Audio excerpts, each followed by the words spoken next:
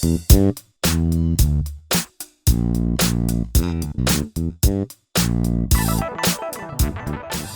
back. After the first series proved to be very popular with our hockey family, we're delighted to be bringing you a second season of Inside the Circle, the podcast, in conjunction with our principal partner, Vitality. In season 1, we provided you with the chance to get to know some of our athletes past and present a little bit better, delving into their careers and listening to some rather amusing behind-the-scenes stories along the way. This time round, we will be taking a slightly different focus and looking at the relationships between the players and some of the staff members you may not have heard too much about. However, these individuals play a crucial role in helping GB's hockey heroes become the best players and all-round people they can possibly be. Whether it's providing psychological support, helping them develop skills that they can use on and off the pitch, or ensuring they are always in the right place at the right time, each and every member of the support staff is invaluable to the success of GB hockey. Over the next 5 to 6 weeks, we'll be bringing you a different perspective of what goes on behind the scenes, starting with the role of the performance psychologist in elite sport. In our series opener, we are delighted to be joined by Katie Warriner and Tim Pitt, who are the performance psychologists for the GB men's team, as well as defenders Brendan Creed and Liam Sanford. So stay tuned for what promises to be a fascinating season opener of Inside the Circle, the podcast.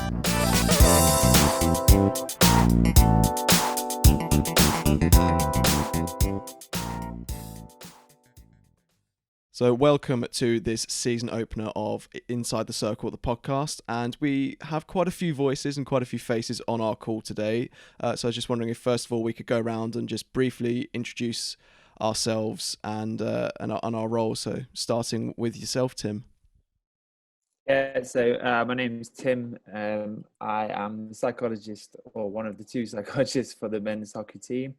I started working with the team in 2000, or the back end of 2018, and I'm going to pass now before people carry on laughing at me. Go on, Katie. Hi everybody, I'm Katie. I'm also a psychologist working with the men's team alongside Tim. I've been with the guys since the beginning of 2017, so it's been quite a journey.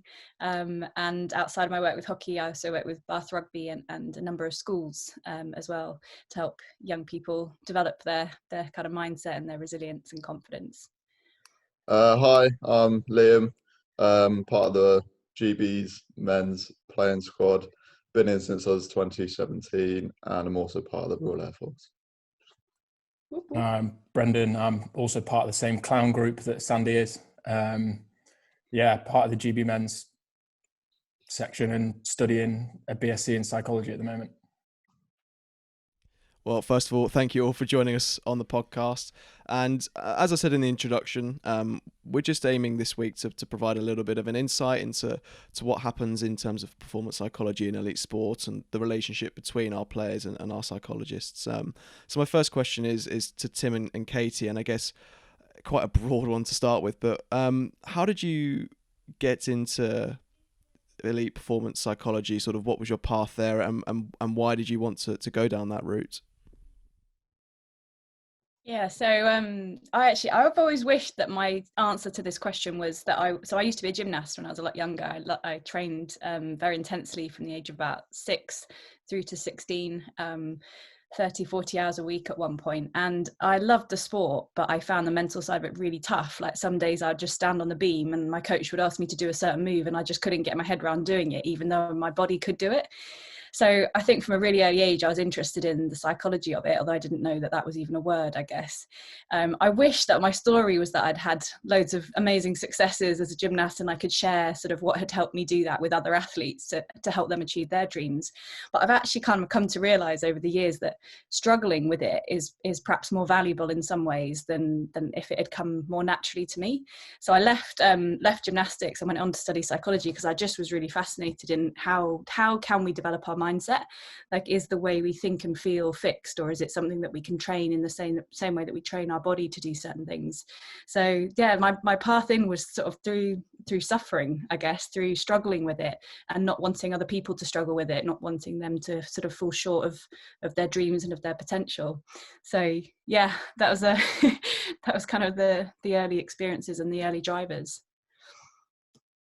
And for me, I think that's quite a common thing. I think for psychologists is you find something that you want to understand a little bit about yourself, and then that leads you into psychology, and then you blend that with something else. So for me, I was always interested in understanding about psychology and wanted to train as a psychologist. And alongside that, I was never very good at sport, but really, really was passionate about it. And getting to the end of the first bit of my training in psychology, wanted to blend those two things together. So blended together my passion for sport with passion for psychology, and that kind of led me down the route of sports psychology, and then getting into becoming an applied practitioner. Mate, I've seen you on the football pitch. What do you mean I was never any good at sport? No, my peak moment in the hockey team, and I think actually, I'm not sure either you were there, Brendan or Sandy. I wasn't there pre-Christmas, wasn't it? Pre-Christmas, taking out George. I had a moment in which I thought that my biggest intervention in this team might be taking our goalie out of the Olympics Games, which was 5 seconds of horror, and then a good 6 months of jokes about it afterwards. But yeah. Any further insight into exactly what happened there? It was going down the right wing, and I saw an opportunity to take ball and man, so I did. Should have played the legal route there, Tim. Give nothing away. Give nothing away. Yeah, but no, he was thankfully okay. And day to day, then, what does a typical sort of day or week encompass for an elite sports psychologist, or is there not a typical day or week? Is it quite varied what you guys do? Do you want to go on that, Tim? I always say that's why I love the job, is because it isn't the same. 2 days aren't ever the same, and 2 sports are never the same. 2 people are never the same. The type of psychology that you apply to different situations is always the same. You're always learning a new way of doing psychology. So once you've got your method, it's always changing. So there's always something to learn and to apply new. So I think that's the bit why I really, really love psychology, is it is always different, and the job never is the same. Yeah, ditto. And you can literally sort of go from sort of working one-to-one with a player to working with a player and a coach to helping them sort of really communicate and get the best out of each other. Sometimes working with the medical team and the sports science team around the decisions we make around rehab, for example, or how we take care of a player if they're struggling with something physically or mentally. We both Tim and I love working with Tim. Like, one of the things that we share is a passion for culture and the importance of values and what the guys really want to stand for.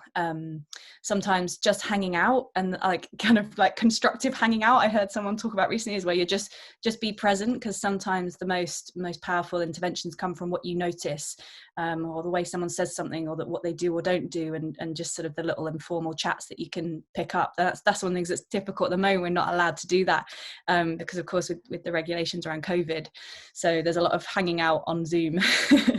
So yeah, the variety is it's incredible, and it just feels like such a privileged role to be a part of this team in particular, working with these guys and with the staff to help them be the best they can be on and off the pitch. So yeah, big on variety. You mentioned there sort of the issues surrounding COVID and not having that proper face-to-face contact, and that's something we'll come on to later. But throwing the conversation over now to Brendan and Liam, when were your sort of first experiences of working with a psychologist at any point in your careers, and how did you sort of find that straight away? Was it quite an easy thing to start working with, or did it take you a little bit of time? I think me and Liam probably without realizing it, probably had quite a similar background. So I was probably about 13, 14. I had real anger management problems when I was growing up. So I actually worked with a sports psychologist very unsuccessfully for quite a long time during my youth side of hockey. I just didn't really want to appreciate that I basically had anger issues. Ironically, I'm now probably the opposite way, in the fact that I'm probably a bit more relaxed on that side of things, with the occasional anger coming out. But yeah, I really struggled initially, simply because I just didn't really accept the fact that I basically had that problem. So I was pretty reluctant to even speak to anybody about it. And then when somebody basically came in, I we didn't really work together. We kind of rubbed each other up the wrong way, and it just never really functioned as a partnership. Whereas I'd say now, since 2017, I've been a lot more open to kind of understanding that it's not necessarily looking for weaknesses, but more trying to build as much strength around you as possible. Yeah, so pretty similar. I had anger problems at school. Didn't work with a psychologist, but my school tried to do something about it, and obviously that didn't go to plan because I was angry. So yeah, that didn't work, and after one session they gave up with that. But no, so yeah, Katie came in 2017, and I remember having these meetings in the cabin about graphs and personalities and all of this stuff. And at the time, I basically just thought it was a load of rubbish, to be honest. Didn't really believe in any of it. Very black and white individual, and I was like, what are you on about? But then she slowly, eventually cracked me. And I think it was probably halfway through 2018, really, that's when I started my psychology journey, where I was actually like, okay, she's not chatting rubbish. She actually knows what she's on about. And then since then, like, it's just been a progressive journey about me, my personality, young, like, situations that potentially affect me now and all of that kind of stuff. So it's all been good now. Yeah, I think quite a lot of probably where me and myself and Sandy, having known each other for so long, we kind of definitely appreciate the casual conversations. They make it a lot easier, whereas previously it's always been like meeting this, meeting that, and you kind of, yeah, it's great because it's in a meeting and it's everything else, but the more relaxed we are, the more open we are. So for example, like myself and Tim playing table tennis whilst we were away in Belgium, granted I lost and I was absolutely fuming, but it was casual. So it makes me a lot more relaxed as an individual, which therefore means I'm more comfortable naturally being around him.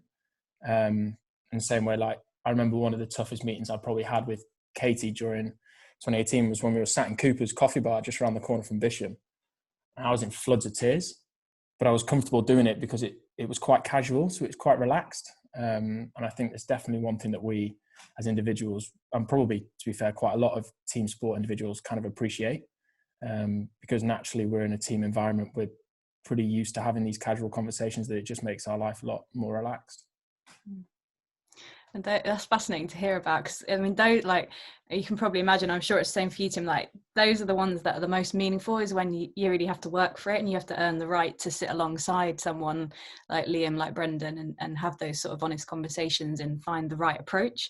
And you don't always get it right, but when you feel like you're actually making a genuine connection and you really working to understand how they see the world and understand what their dream is actually, you know, that yeah, those are the most meaningful ones for me. I do like a tough nut to crack, Mr. Sanford. I think your journey there, Santa, both of you really, but especially what you were saying there, Sandy, like that will represent a lot of people's journey, and there'll be a lot of people who will be right where you were 2017, and you know, like one of the things around psychology is it's like, because there are so many different ways of applying psychology or thinking about yourself, like it isn't to say like psychology is either for me or not for me.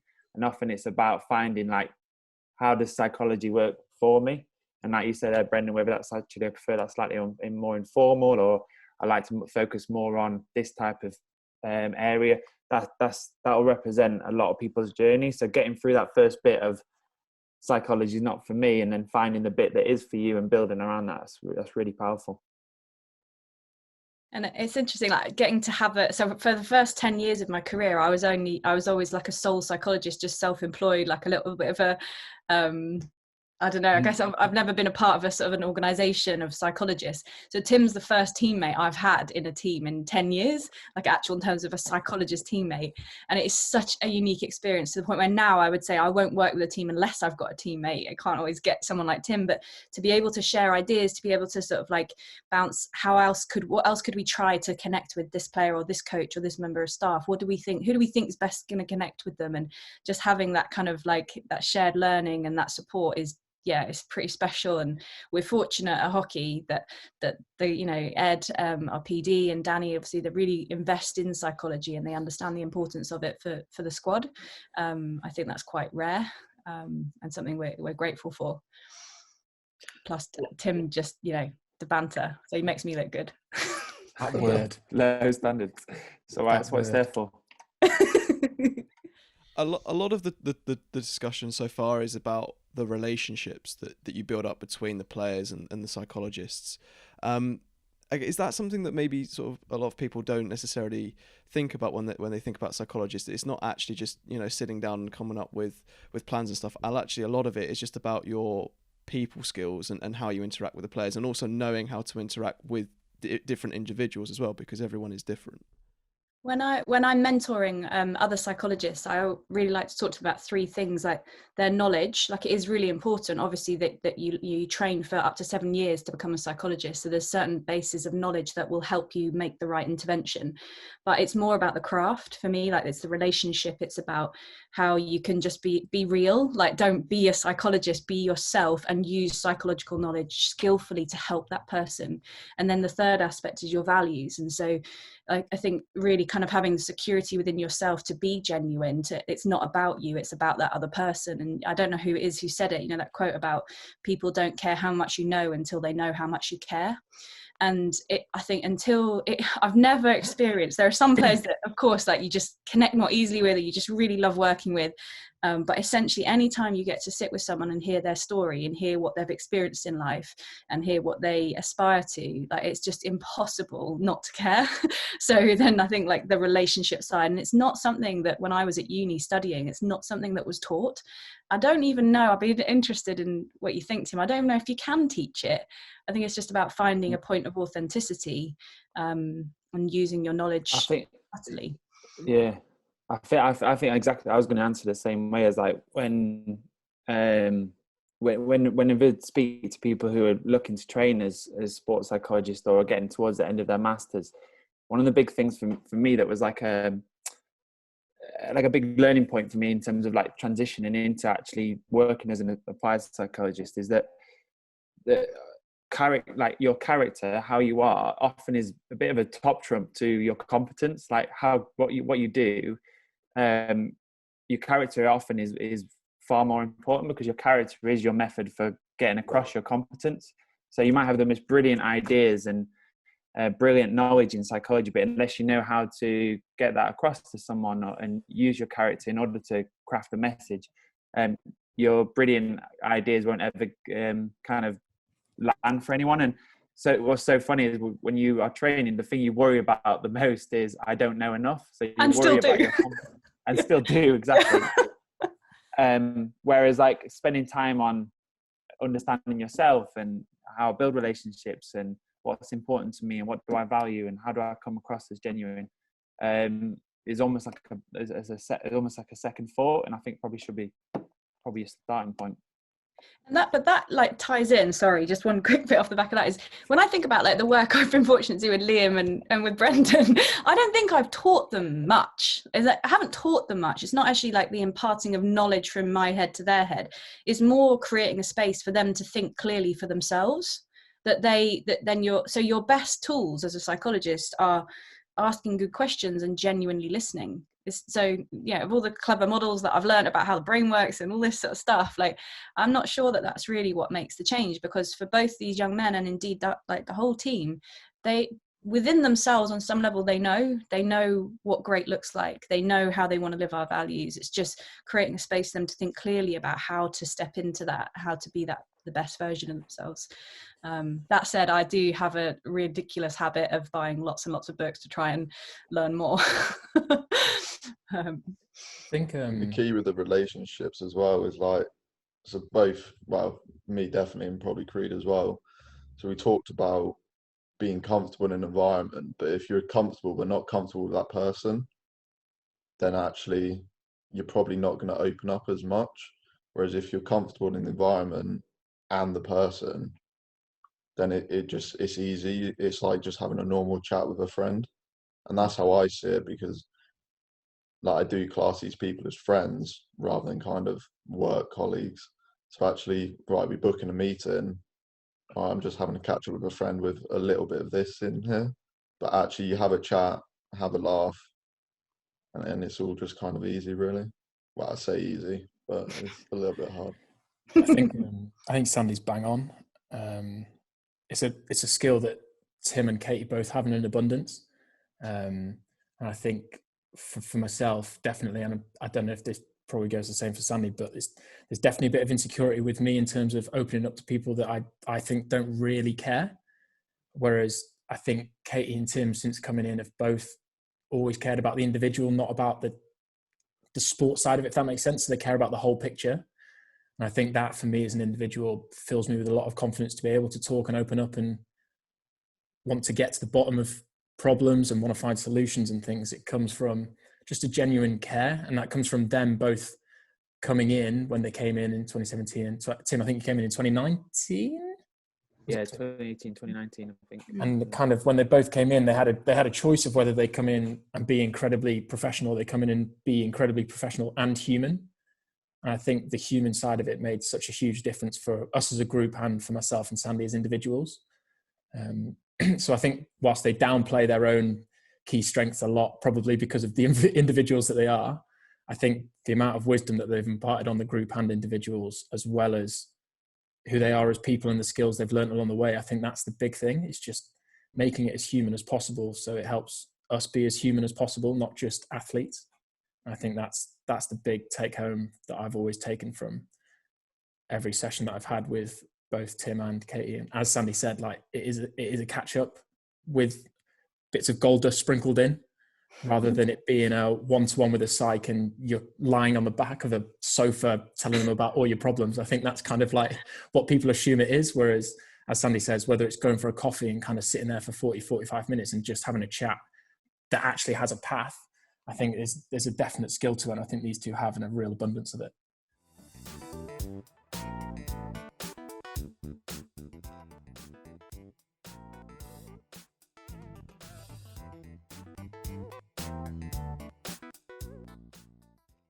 A word that's cropped up a few times so far is honesty. I guess because not every conversation is going to be a positive one. You know, there are going to have to be difficult conversations at times if you're finding something a bit difficult and you need to talk to them about it. I guess how crucial is being completely honest with each other, and I guess how does that sort of come about in that relationship? How do you sort of work up towards sort of being comfortable to be that open with each other? Is that from an athlete point of view, from a staff point of view, from an athlete staff point of view? From I guess my question is sort of the honesty between the psychologist and the athlete. I'll let you guys answer that one. I have I have a bit of a mantra, like to do the right thing, not the easy thing. And that means being honest. And a second mantra I use a lot is clear is kind. I think it comes from Brene Brown. So actually, because we love these guys, because we want them to be the best they can be, I'm willing to be unpopular. I'm willing to say what needs to be said, and it's not necessarily easy. I might have like sweaty palms, like as we're talking, and we've all had these moments. But if I just stick to that, do the right thing, not the easy thing, and clear is kind, then I feel like the honesty comes naturally. Because what would be more painful is to have not lots of nice conversations and not say what really needs to be said, or reflect back what I'm noticing in their behavior or whatever it might be. And this, I hope the same for them to me. The most painful thing would be to hold that back and see them go on to have regrets. So I think often as a psychologist, you're kind of trying to get people to pay attention to stuff they perhaps don't want to do, or to do things like some of psychology is a bit boring, like, mentally priming for training is not the most exciting thing to do. And so you're trying to just create impact, and it's like brushing our teeth. Brushing our teeth is kind of, it's boring, but like it's really useful. So there's some parts of it that I think, we just have to be direct, we have to be honest, and it doesn't necessarily come easy, but it's essential to good practice. Yeah, if I just bit I'd add on that is just building on the bit conversation we were having before around building trust is what allows that wiggle room in order to be be more honest, and for the athlete or the person you're sitting in front of to hear that message and know it's coming from a good place. Katie, you once sent me a thing, actually. It was not actually from hockey, but it was your 5 warnings or your 5 things around working with a performance psychologist, and one of them in there was, it was something to do with there's at times when I'm going to share stuff that you might not want to hear, but is the right thing for you to hear, which I've always thought was a nice way of framing that up. I think from an athlete side of it, it's like fun. It sounds like a bit of work I'm doing with Katie at the moment, but it's knowing that actually when you do open up to either Katie or Tim, that they're not judging you or what you're talking about. They're actually just there to listen to what you actually say, and then you know that actually in response you're going to get a reply that is there to help you and not judge you. And I think that's the key thing, is that because they don't judge you, and actually when they do reply, it's what's in your best interest, whether it's like good thing or a bad thing that you're chatting about, then actually you feel more comfortable to open up, because you know that you're going to get a genuine reply because they've actually listened to what you're saying rather than just judging what you're saying. And I think for me, like, that's a massive thing, because I struggle opening up to people. Like, generally I have to form quite a good friendship and trust with people, and with everyone here that I do. So I am comfortable doing that, because I know I get a genuine reply because they've listened to what I've said. Whereas in previous, other people have just brushed it off or whatever, or negative reply, and just judge what I've said rather than listening. And basically that prevented me from doing it. So I think for me, that's the key bit, is actually the care that you get in response to what you've said. Yeah, I completely agree. I think it's knowing the person as well. So as Sandy says, like myself and Sandy, we have had a toxic relationship in terms of how we were probably constantly telling each other what we thought they wanted to hear rather than what they probably should hear. Whereas I think in the last year or two, we've flipped our relationship to be a lot more honest and a lot more open with each other. And actually, from that point of view, our relationship's grown from strength to strength. But do I think it would have happened if Tim or Katie hadn't given us the tools to be able to have those conversations? No, I don't think we would have done. And I think as all three have kind of tapped into, it's definitely known it's coming from a good place and it's genuine. And that alone helps, whether it's even you talking to your parents or you're talking to a family member, or you're talking to your girlfriend or boyfriend or whatever it may be. I think that makes a massive difference in terms of just knowing it's coming from the right place, because then you'll receive it better naturally. And I think as the feedback and the honesty side of things, just if you're willing to seek it and you're willing to understand where people are coming from, I think it does give you a lot more perspective and helps massively on that side of things. You mentioned there about how you've both had almost changes of perspectives and changes of the way that you sort of work with psychologists there, Liam and Brendan. Was there like a specific thing that you remember that brought about that change, or was it just that over time you learn of what Katie and Tim were bringing, and you learned to trust them and to be honest with them? Was it more of a gradual thing than like Round a them one-off down? moment? No joke. Yeah, I'd say it's you go. No, you go. Always me going first. I've got to think about my answers, man. Well, yeah. I'd say for me it was more of a gradual thing, and like it definitely helps / doesn't help. Not sure which, that I've got a psychologist at home in my partner. So whenever me and Katie have a chat, I then have a 2-hour chat afterwards with another psychologist. So for me, it was definitely a gradual process in getting to where I am now, and getting to actually be honest and have those chats with Katie. But I don't think there was like a key turning point or a bit of information that I needed. I think it was just Katie basically wouldn't leave me alone and just kept booking in meetings every week to basically pretty much get me on board, and unfortunately it had an effect. Or fortunately, depending how you look at it. Yeah, Katie, you don't have to listen to him whine a lot of the time. I think, yeah, I'm probably quite similar to Sandy, to be fair. I think the frustrating thing for me as an individual is the fact that I was constantly making the same mistakes. And ironically, it wasn't technical, it wasn't tactical, it was psychological.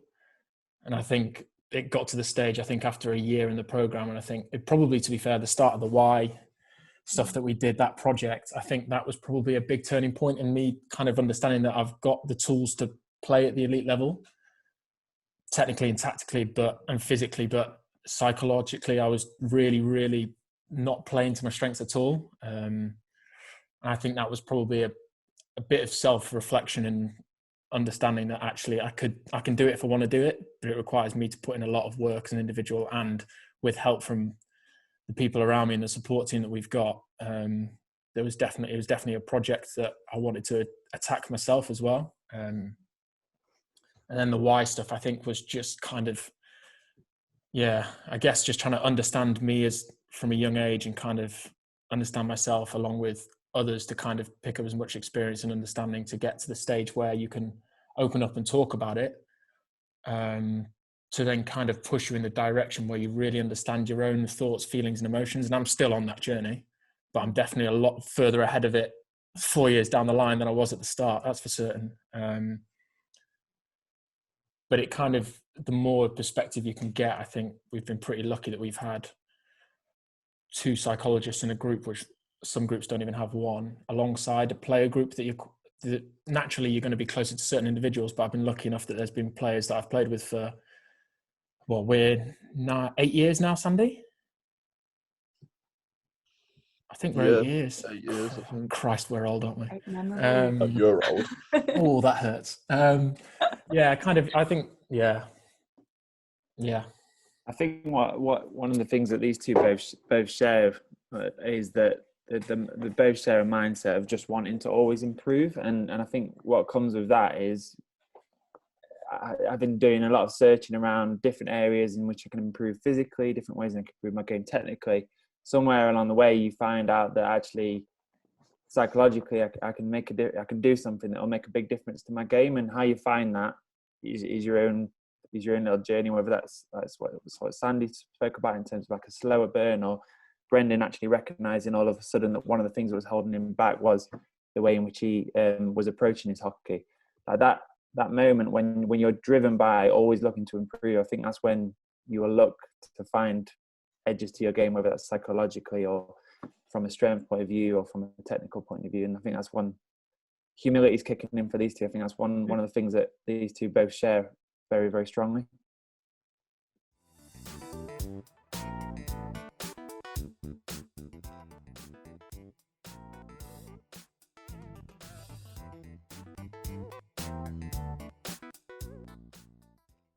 Brendan, you mentioned there about the Why Discovery project, and it's something that I would like to touch upon, if that's okay with all of you guys. First of all, just without going into any sort of personal details or anything like that, but just a little bit of an explanation as to what the project's all about and how it came about, and the impact that you felt it's had on the team, both from sort of as the psychologists looking at the team and then as players, sort of the impact that you felt the project's had as well. Who wants to go first? Nominate yourself there, Creedy. Oh, You mentioned it. Okay. In a nutshell, I guess the why was kind of just understanding what our purposes are as people on the earth, as a big, like, roundabout figure. So from an individual standpoint, it's basically, why do I play hockey, or what's the reason I've got to where I am now? So it's a case of looking back at previous experiences, both positive and negative, and trying to pick out key themes that you kind of associate yourself with. So I was pretty lucky that I did a piece of work with Emma Mitchell, our lifestyle advisor, looking at the values that I hold myself adhere to and probably hold others to as well. So I managed to get 6 key themes that basically I live my life by, and kind of that helped massively with the projects further down the line. So I was actually one of the first people to present, and I didn't really go into much depth on it. So as an individual, I kind of protected myself basically because I didn't really want to go down the route of opening myself up fully to the group, because there was a lot of mistrust and I didn't really know the guys that well at that stage. And then having been fortunate to see a lot of people go through the process and actually really get down into the nitty-gritty of it, I basically wanted to go again and just attack it properly this time. So I went down into the depths of my soul. And this roundabout brought conversations in coffee in Cooper's, where I was bawling my eyes out and people were staring at me like, what's this guy doing? This guy's mental. But it was great because I got to places that I hadn't unearthed for, we're looking 12, 13 years, and stuff that I'd really suppressed back into, and kind of now, having unearthed it, understand myself a lot better as an individual. And actually, I think the work has also helped everybody else understand me as an individual as well, and why I acted the way I used to act, through mistakes, through things that are social injustices, everything. Kind of, it painted a bigger picture of myself. And having done the piece of work and got to a stage where I've created 2 different whys, it's been pretty cool. And I feel pretty blessed to have been able to do it with a group of 40 plus people that kind of really wanted to get to know me as an individual, which I think is pretty unique. But it's also made my relationships, whether it's with, let's say, Sandy, for example, whether it's the psychologist or whether it's the head coach, I think my relationships with them have been a lot more, I'd say the word is secure, but I guess the conversations are just more open and honest, and it makes it just, everybody wants to know each other more and get to know each other more. So dinner conversations are actually more in depth than previous. The old blanket, you're right, yeah, you, yeah. Like, they're now actually conversations about what people are doing outside of sport and the living situations and things like that. And I think the why discovery has made people a lot more open to understanding each other, but also just to kind of, it's just created such a healthy atmosphere. And it's, the minute you can show vulnerability, I think it's a thing that I've read a lot about recently. The more vulnerable you can, or I guess the more you can show vulnerability, the more people see the strength in you and the confidence that you have in the group and with each other. And I think that makes a huge difference in a team sport specifically. And especially for us at hockey, for sure. And classic us British people, we don't really like showing vulnerability. We're pretty good at hiding away from it. Whereas, ironically, going to the darkest part of your life and going also seeing the highs as well, kind of, people can see it on your face. And I think being able to present what you've learned about yourself in front of 30 people is arguably more difficult than, 30 people that you care about is arguably more difficult than doing a presentation in front of a primary school for 120 kids. I think it's a lot harder to open yourself up to people you care about. And I think the more people have done it, the more everybody's kind of really learned about each other and what they live for. That's so cool to listen to.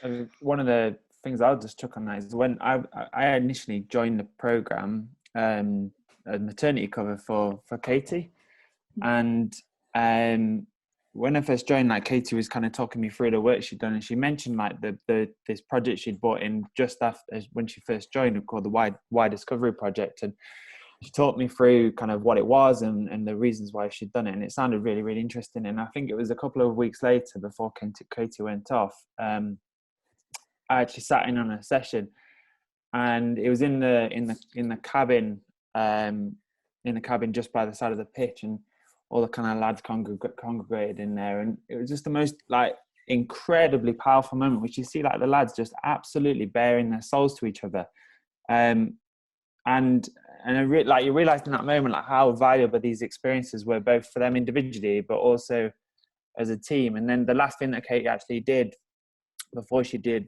go off to Havila was she made me understand my own kind of sense, my own why, and share that with the lads as well. And I then experienced the other side of that, so the challenge of kind of doing that in front of a group and the vulnerability that requires it, like Brendan said, but also the other side, and then how that makes you feel in terms of how that's received. So the number of messages that you get after the session, or the number of different conversations that opens up, or the start of a really good relationship with different people in the team. So from both like on an individual level, from an athlete point of view, I think it helps reconnect like what it is about hockey internally we love, less about the external things. And then at a team level, just an incredibly powerful bonding force that just as massively, I think, pulls the lads together, and also the lads and the staff together, because it goes beyond just it being an athlete project. So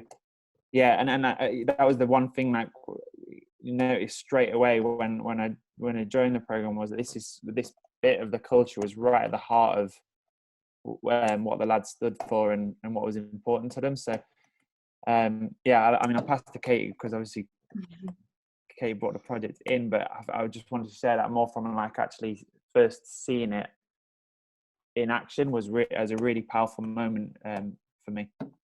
Yeah, it's been genuinely probably like the privilege of a lifetime to be a part of that process with everyone. We're all ambitious, like we all, you know, on one level, like every single member of the squad wants to win championships, win medals, you know, make a difference with their hockey. But more than that, to have a really fulfilling journey. That we've all heard stories of athletes that have stood on top of a podium and it's felt empty, or it's come at such a cost that they don't feel success, even though they are successful. So we were ambitious, and I guess that was like the origins of the Y Project, was to connect and add more meaning to this. Like everybody wants to win. It's got to be more than that. You've got to really know why and what is the greater purpose that we're serving. So I mean, the guys have literally, they've absolutely blown me away in the way that they jumped in with this, and they drove it, and that they now, like, they kind of run it themselves to a large degree. So everyone goes through like a coaching process where they buddy up with someone and they reflect back, like Brendan said, on what they've experienced in life and who has shaped them and what shaped them, and you know, what do they really care deeply about, and how can we use their hockey to dedicate to that purpose. When you then get up in front of the group, and when I did it, I was sort of shaking a little bit, like, you're like, you know, it takes a lot of courage to be really honest about what you really care about and what success looks like to you. But then we're so bonded by that's we're all a part of helping each other live our whys. And there are different times where like Brendan's why really comes to the fore, and that's what we all need to channel, and other times where like Sloaner, or you know, the different players within the team, and the way that it was the players that actually challenged and said, we want staff to do this too. And so like to be all in it together just creates a very strong motivation. It gives us something to focus on that's within our control, a definition of success that we can really channel, and that also, you know, just enriches the whole process with extra meaning, that ultimately then you want to work so hard to put your mate on the podium because you know what it means to him. It's not just a medal, it's what that represents. And whether or not we get that outcome, because we can't ultimately control it, is in our hands to make this journey really meaningful and really successful. And like, I just can't believe we get to do that together. I don't think I'll ever experience it again with another group, and I'm okay with that. Good luck, Sandy. Well, yeah, the only thing I'd really add is like kind of around my experience of it. Like looking back now, it's probably fair to say that like I look back and I go, did I jump in, fully commit myself to it, or actually did I just not understand myself as well back then as I do now? And I'd definitely go down more of the route like I didn't understand myself as much. So I think my why was probably like scraping the surface of actually who I was and what I went through, because I probably didn't really accept like certain parts of what I went through and potentially how they shaped my life, because I didn't understand it. Whereas now, if I was to redo my why, which is a maybe, not saying yes, Katie, Get that down in writing. I still hate that feeling of feeling very vulnerable, but obviously done it before, but we'll see. It would probably look very different and feel very different for me and for everyone. But I think the bond you get, and like Creed said, the conversations afterwards are so different to the conversations before. And I feel like now I'm definitely more in a place of actually, okay, hockey's hockey and I enjoy playing hockey, but hockey's not the be all and end all of my life. And actually the connections within the squad, the connections outside the squad with other people, and the process of enjoying your day-to-day life, that's what's going to make you happy. Like, it's a famous phrase, like, if you're not good enough without a medal, you'll never be good enough with one, kind of thing. Like, if you're not happy without a medal, you're not going to be happy with a medal. So, like, you just have to enjoy everything. And then if you get to the final goal of winning that medal that obviously you so want, yeah, it'll be great.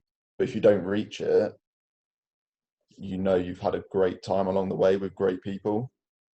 And I think that's quite a nice way to look at it, because it's like you've won both ways. That's how I look at it anyway. Mate. Oh, you've changed, mate. So You've glad we're recording this. You've changed. Who have you replaced him with, Katie? What's going on? But this is the thing, is like, there's no judgment on when you first did it, Sandy, and I'm glad you say that, because I agree that if it's not, you did it. You did what was right for you. That, by the way. Yeah, you did what was right for you. That.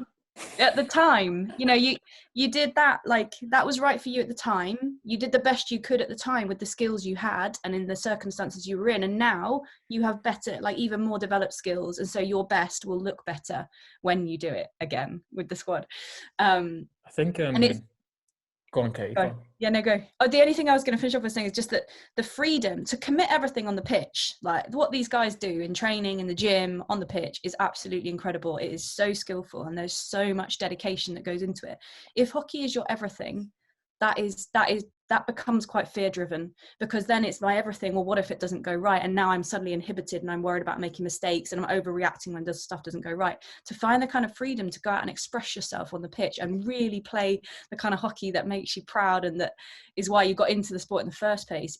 There has to be more to you than your sport, exactly like Liam's just said. So ironically, more to me creates the freedom to commit everything on the pitch. And that's pretty special. Sorry, Creedy, what are you going to say? No, I'm not going to top that. Crack on. Oh,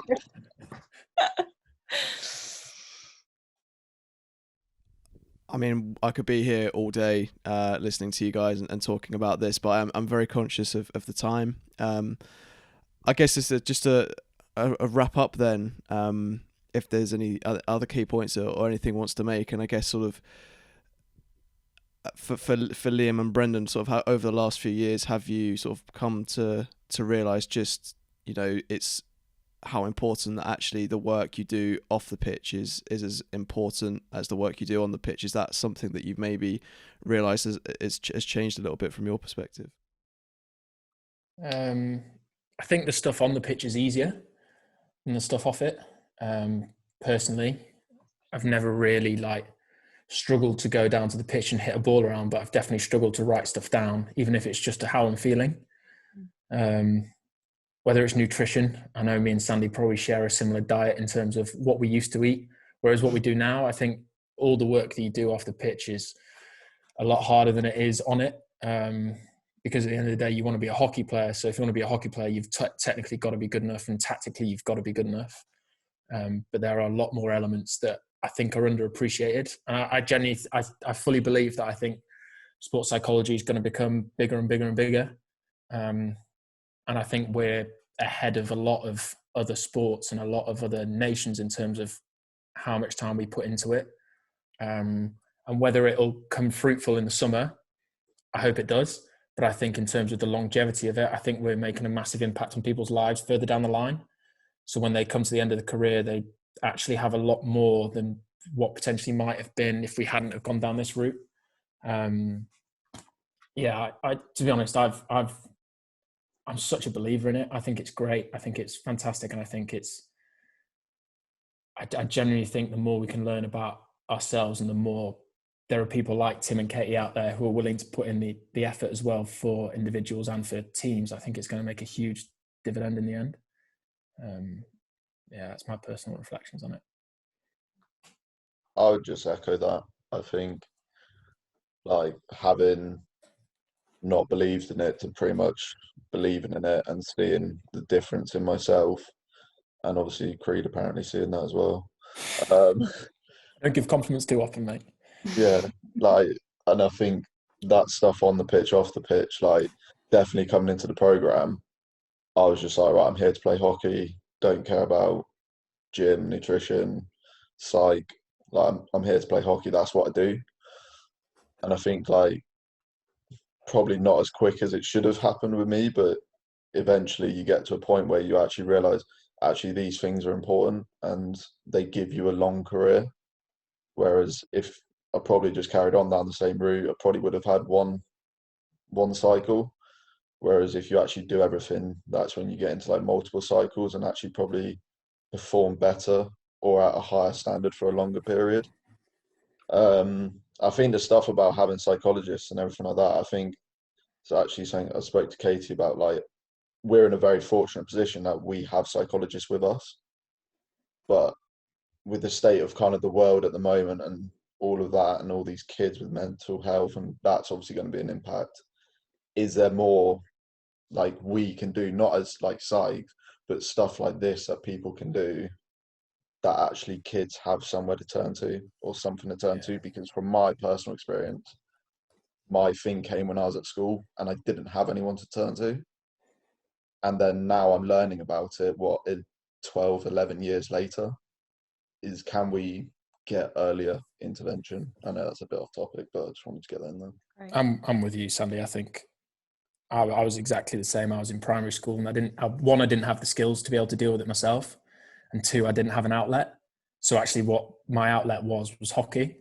Yeah. So that's when I literally turned into basically a hockey player. Rather, I was a football kid. I played every sport under the sun. I used to be a tennis kid as well, but hockey was where my mates were. And that was my blanket. That was my area where I felt secure and confident and happy.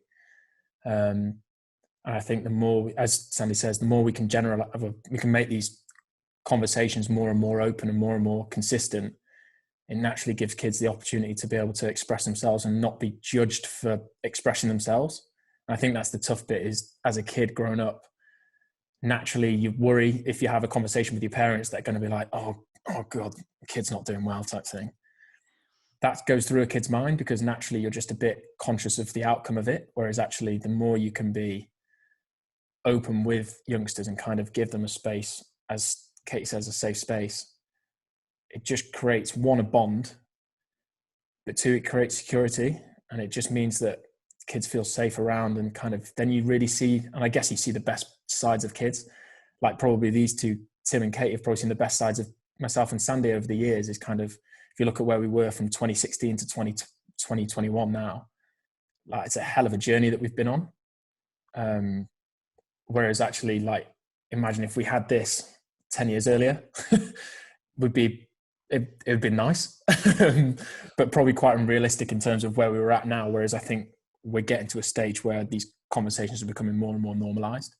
And I think that's a great place to be and kind of gives scope for the future that we've got. Tell you what, you two, it's been amazing listening to you two. You two should have your own spin-off podcast off the back of this, I think. I'd listen. It's super. I guess that was going to be then my final question to you, Katie and Tim, was hearing Brendan and Liam speaking so honestly and so openly about the challenges and the good things about everything they've been through in the last few years. How does that make you feel, and how do you sort of reflect on what they've been saying? Well, I'm trying not to shed a tear, to be quite frank. I always wear my emotions on my heart, on my sleeve, but I'm hugely, Tim and I both hugely invested in these guys, and indeed in the whole team, staff and players. And I have a belief that there's a spark of greatness in everyone, and what they need, exactly the way they've taught, is that safety to really be themselves. And when people have that, then they get the confidence to go out and explore the world and to really do what they dream of in the world, and to make a difference, whether that's on a hockey pitch, in a school, wherever it might be. And just to get to work with these guys and listen to the way that they reflect and the answers they've given. Thank you so much for the opportunity, and to you guys for saying yes, and Tim for sitting alongside me and everything. Yeah, it's pretty special. Yeah, just to echo on that, is that I think the bit that I think is really cool is I always think, like, as the psychologist, you've got to be really passionate about psychology yourself. So like really show your enthusiasm and show your care for it. And what's really cool about listening to these two just today has been hearing them talking about psychology, but more about how they think psychology can help out here, which is really interesting in how they've kind of shared their passion for it now. And then the second thing, we've probably spent most of this hour talking about psychology related to connection and being myself and accepting others. And we do so much other psychology that you'd probably be expecting around sports psychology, about preparing for games or getting the right space for training. And we do loads of that work, but that obviously hasn't been the focus of this hour, which I think is really interesting, just to recognize and like notice like what the stuff that is really connected for these two around like fundamentals. So yeah, no, just to say also thanks for the questions, Will, and teeing it up so well, and thanks to these two for investing, because I think it's been really cool just to kind of sit. I actually don't often like doing these kind of things, but just kind of have an opportunity to sit back and listen to those two talk about it has been a really really enjoyable hour. Yeah, I couldn't agree with that more. It's been very special to be able to sit back and listen to the conversation for the last hour. I hope everyone listening has enjoyed it as much as we have. And again, thank you all for joining us and kicking off the new series in such a fantastic way.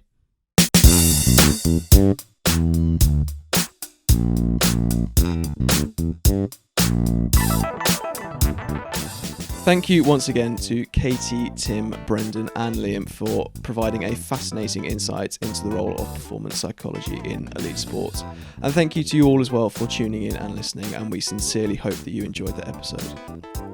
Our thanks once again also go out to Principal Partner Vitality for all of their support, and we look forward to bringing you the next episode of Inside the Circle, the podcast, next week.